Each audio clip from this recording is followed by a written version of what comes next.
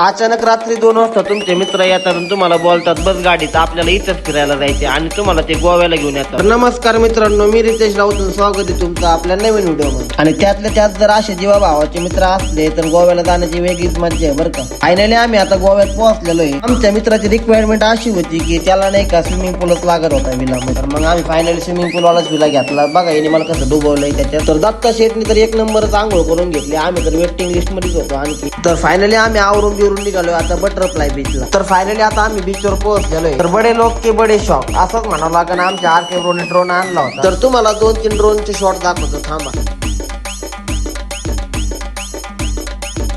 पोरांनी एवढे फोटो काढले की आम्हाला रात्रच झाली डायरेक्ट निघायला. तर फायनली आम्ही आता पोहोचलेलो आहे आणि आमच्या विलाच्या साईडला एक विला होता आणि तिथे एक लहान लहान चिमुकले होते नाही का, त्यांच्यासोबत थोडी मस्ती वगैरे केली आणि आम्ही आता आमच्या रूम कडे जाणार आहे. तर मित्रांनो, तुम्हाला आपला ब्लॉग कसा वाटला मला कमेंट मध्ये नक्की सांगा. धन्यवाद.